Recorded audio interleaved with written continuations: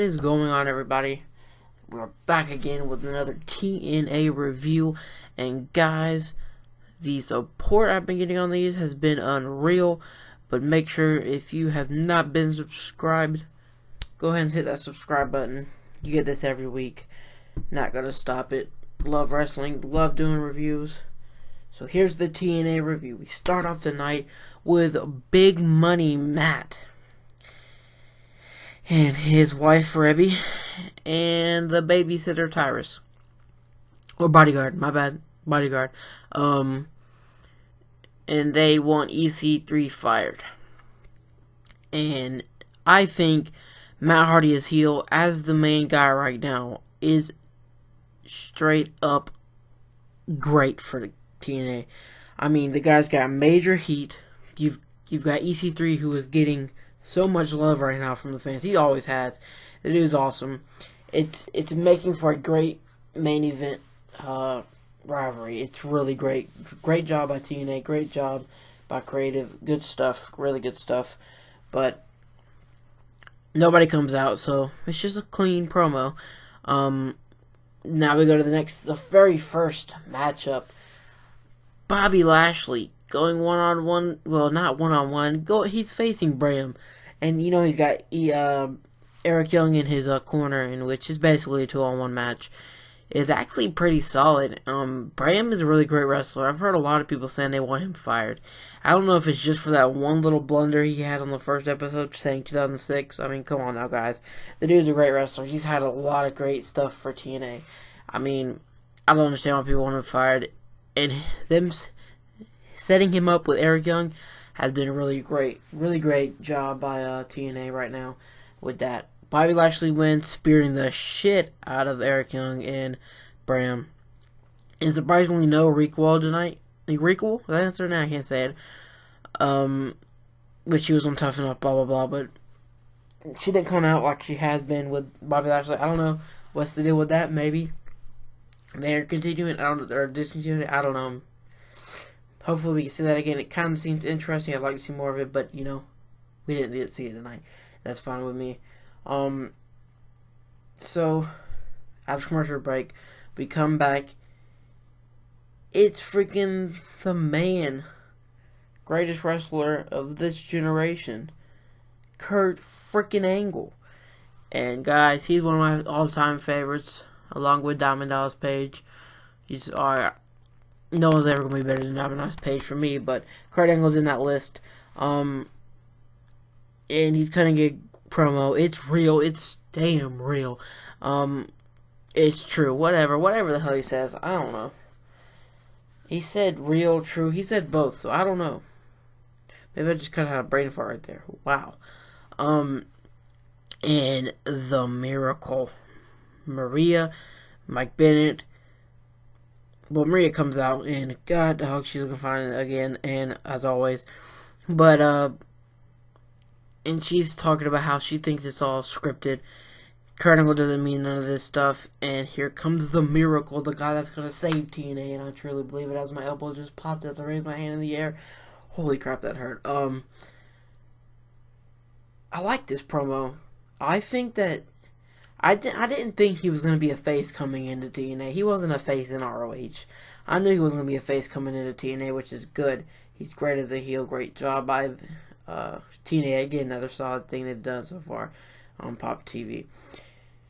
Kurt Angle not beats the crap. He just kind of hit like one big clothesline type move, and that was kind of that. And here comes Drew Galloway out as they get ready for their match, their main event match tonight. So great job, great thing. I think Mike Bennett is going to be a big star in TNA for sure, and especially since they're setting him up, hopefully, to do a match with Drew Galloway. Please. Sounds awesome. It probably would be awesome. As we're taking too much time on the first couple things here. So we go to the next match, and it is Beer Money, which they got the Boozer Cruiser back. Let's go. Versus, well, they wanted to cash in their piece of fire briefcases, but instead, the people who are holding the titles hostage comes out, which is the Decay, which are really great too. They have an okay match before. Abyss gets disqualified, so Beer Money wins by disqualification. They start getting in a brawl. Here comes the Wolves setting up a match next week, a Monsters Ball for them TNA Championships. Going to be a good one for sure. I saw some of the pictures of some of the stuff they did on Twitter last week, and it looks pretty great. It looks like it's going to be a good one.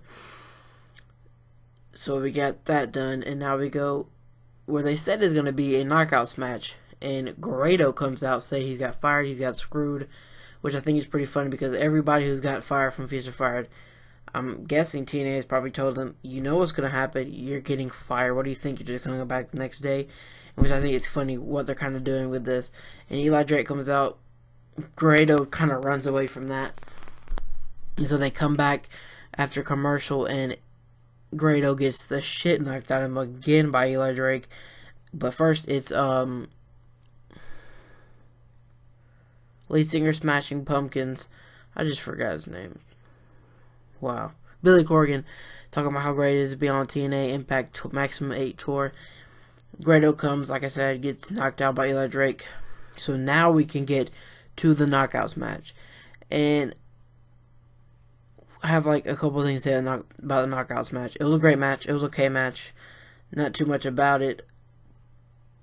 But I do think that they need to separate this whole dollhouse, beautiful people thing, and build around some of the different talents they have in the knockouts division. I think Jade had a really great match tonight. She showed a lot. But yeah, I forgot one match though. It was Trevor Lee, Tigre Uno having another great match. Trevor Lee is a great wrestler, stud. We saw him in the GFW invasion. He won Tag Team Champions. Now he's X Division Champion. Him and Tigre Uno have been putting on some pretty cool matches. I do think though they need to put some people into the X Division. Maybe like Micah, we've seen him wrestle in TNA some. Put Robbie E back in X Division. The dude was great when he was first in TNA. That's why he's my favorite in TNA and always will be. But he was X Division champion. He's won an Ultimate X, so kind of you could put him in that X Division. Let him roll. Let him run with Micah and Robbie in the X Division, plus who they already have. I think would make a pretty cool X Division. Not as best as they had in the past, but you know, it's 2016. They're building something different, something new. So you just got to deal with it until they find something that works. It's kind of working now with Trevor Lee and Tigre Uno, but we got to see them work with different people before we can really say that it's working for 2016 with the X Division. And so that's pretty much it leading up to the main event, Kurt Angle and Eli Drake. Wow. Kurt Angle and Drew Galloway, which was one hell of a matchup. They had another great match on the farewell tour for Kurt Angle. The best thing I saw out of that match, inverted Alabama slam. I'm talking about planted Kurt Angle on his head and on his face. It was pretty awesome. Great move by Drew Galloway. Another cool move from that match was when Drew Galloway launched it off the top and Kurt Angle just moved that away, out of the way, directly into the ankle lock. Kurt Angle still got it. It's gonna be pretty hard to see him go for TNA, but it's gonna be pretty cool to see what TNA does after the Kurt Angle era, and I think that's a big step in the future for TNA. They need to build around the guys they have, like Drew Galloway, EC3, and Mike Bennett, the young stars, like they're doing once Matt Hardy and Kurt Angle leaves. I think like they need to get all these old people out, bring some new people back in, except for Beer Money. They're always great in Abyss. They're great. I feel like Matt Hardy's okay right now, but I feel like 2017 we got to see all fresh and young faces in TNA. With that being said, we go on after that match, which Drew Galloway made Kurt Angle tap out, which I thought was really cool. So we've seen Kurt Angle win, and we've seen Drew Galloway win. And so now, supposedly EC3 was supposed to come out, but Matt Hardy comes out first and just demanding, barking out orders that TNA fires EC3.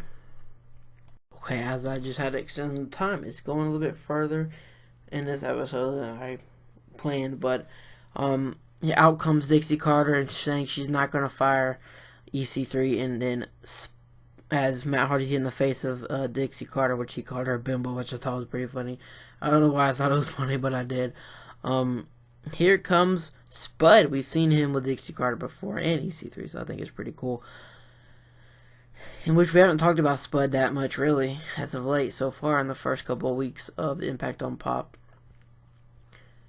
And it gets in the face of Matt Hardy and says EC3's done some bad things, but he needs to stop with the whole firing thing and blah blah blah, which then Tyrus just knocks out Spud with one freaking crazy looking clothesline, and then the lights go out. Here comes EC3. The fans are going crazy, and they get in a fight with Tyrus while Matt Hardy escapes out of the ring.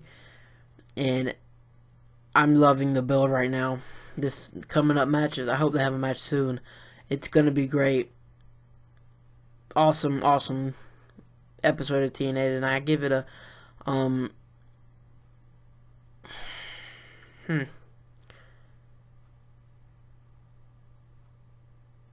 I think there could have been one more match, but I really liked TNA tonight. I mean, it was great. Great job by TNA. One of the best nights so far for me. So far from TNA Impact on Pop.